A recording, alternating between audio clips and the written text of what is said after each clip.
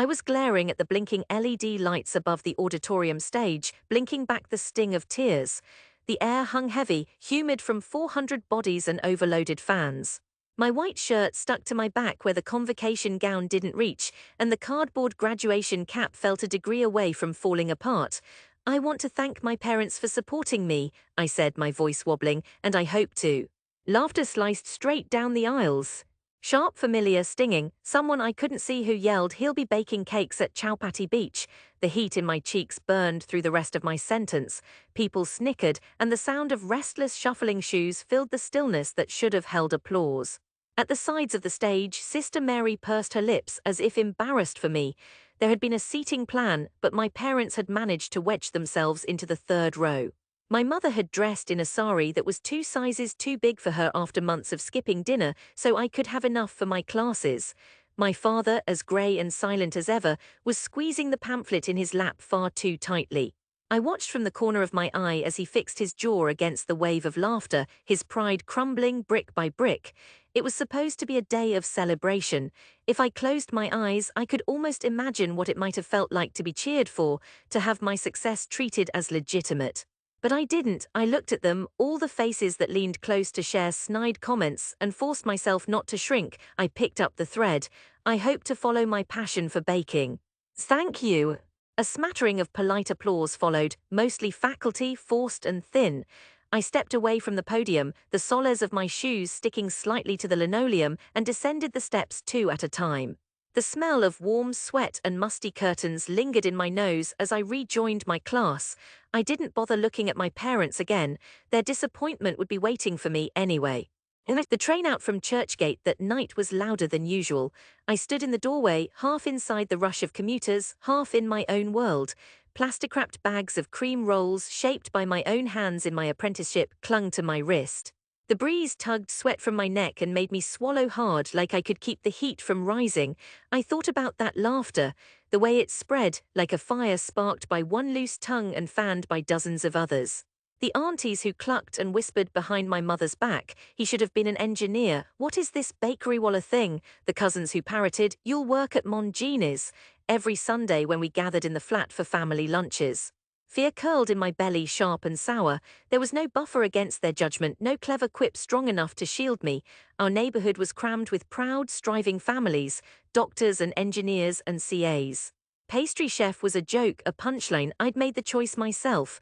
The first time I touched flour and butter in the kitchen of Café Excelsior, accidentally left in a big metal bowl to mix if you want, I was gone. The coconut-scented oil, the lattice of egg and sugar that became something silkier, richer, once pulled from the battered oven.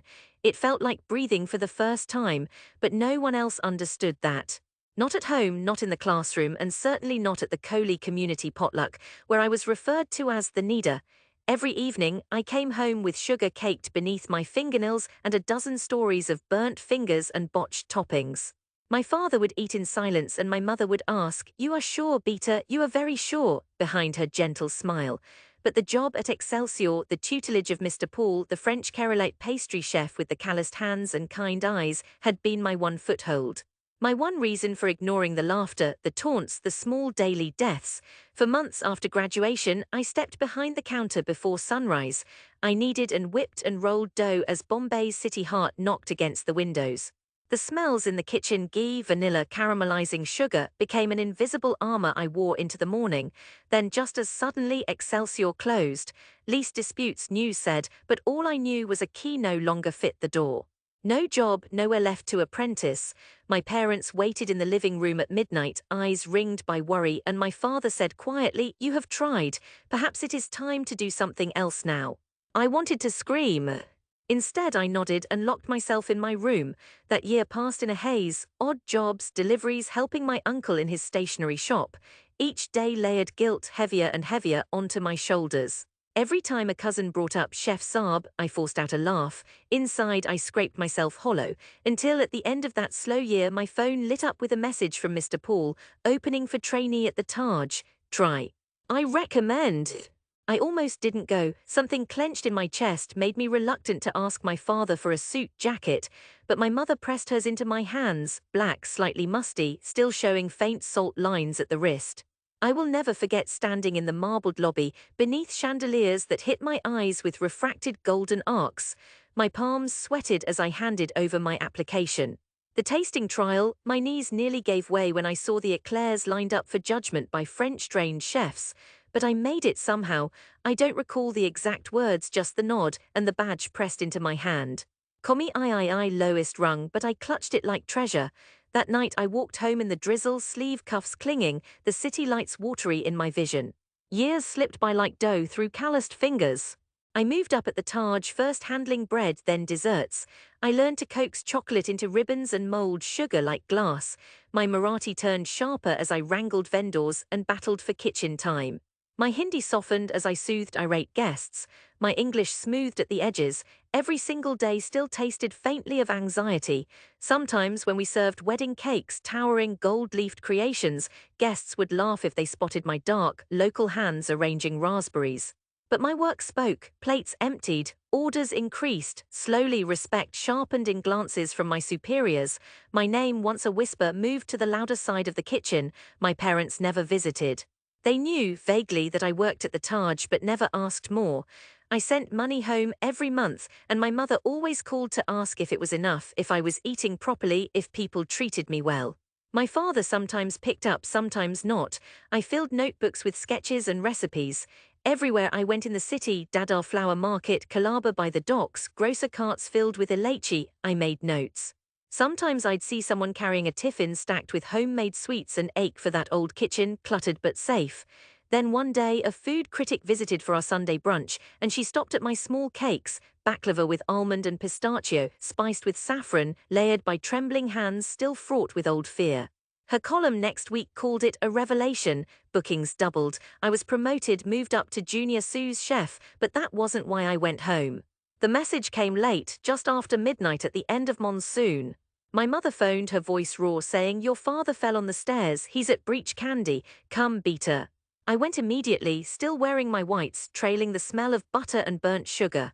In the cold hospital light my father lay with bandaged knees, eyes barely open. He looked at me, silent for a long breath. "You have done well," he whispered.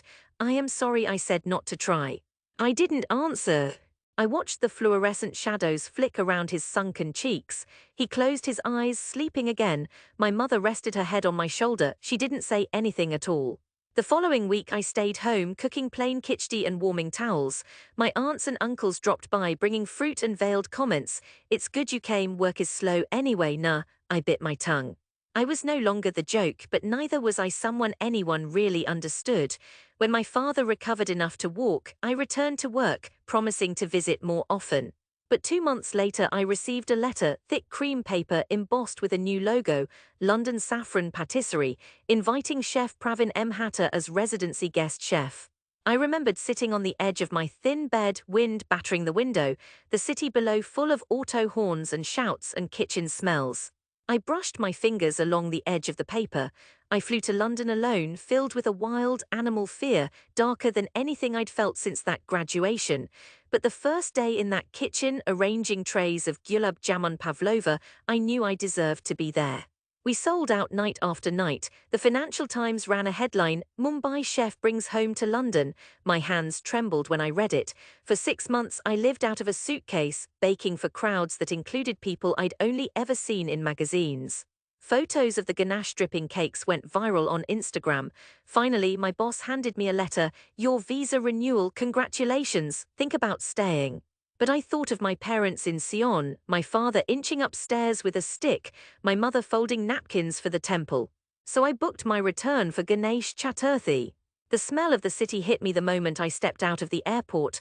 Diesel, incense, bruised mangoes, people's perfumes wound tight as traffic. The sky was streaked copper with the last bruises of the monsoon. My taxi passed along Marine Drive where the sea foamed against stone. My heart thumped wildly at the thought of seeing home. I clutched the small box on my lap, a cake, of course, lavender and lemon edged with sugared orchids.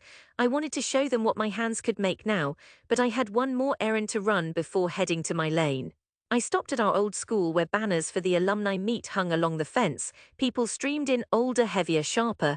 News had spread apparently that I was the chef from London. Half curious, mostly skeptical, they gathered in clusters beside the canteen. Inside the auditorium, the same rows of metal chairs, the same clunky fans. A committee member spotted me, too surprised by my presence to mask his glee. "Ah, Pravin, good you came. People were debating if you'd actually show. Will you say a few words?" I nearly said no, my throat tightened, but I saw near the front my old classmate Vaibhav, always so quick with a sneer, and behind him my mother clutching her purse in her lap, so I nodded. They handed me the microphone, my palms sweated. "Thank you everyone, it's good to be back." There were expectant glances, some amused. I could see Vaibhav roll his eyes. I wanted to run. The old fear prickled beneath my skin. "I remember standing here on graduation day," I continued, voice shaking only a little, "and talking about my dream. Some people laughed. Maybe you thought it was funny to bake cakes for a living. Maybe you still do." A ripple went through the seats, people grew still. "I went halfway across the world," I said, surprise iron in my own words, "and there people didn't care whose son I was. They cared about what I could craft with my hands, the flavors I could bring home to them." I held up the cake in its cold pack box. "This is what I do now, would you try?" The committee shuffled, uncertain. My mother's eyes sparkled with tears. I set the cake on the table and sliced it open, thick layers filled with tart lemon curd, soft as memory, topped with sugared flowers. For a moment no one moved, then cautiously a young teacher took a piece, and a student, then two committee members. Vaibhav hesitated, then accepted a slice. The bite crackled, a chorus of surprise, the room filled with the rustle of napkins and murmurs. "Is this Rose?" the teacher asked, voice hoarse. "A hint," I replied. "The flowers are from my mother's garden." My gaze met hers. She smiled, cheeks wet. Vaibhav cleared his throat. "It's very good." He looked at me at last like I was something other than background noise. In that moment, surrounded by people silenced not by anger or pride, but by proof, simple, fragrant, impossible to deny, I felt everything inside me uncoiling. 10 years of tension of being both less and too much all at once washed away. Someone started clapping, my old principal kindly-eyed, others joined in, hesitant at first, then louder. My father had come in late, leaning on his walking stick. He stood at the back, shoulders squared.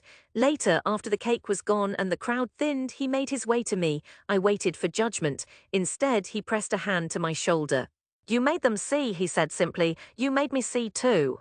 That night at home, I cooked for my parents, simple spiced sweets, nothing fancy.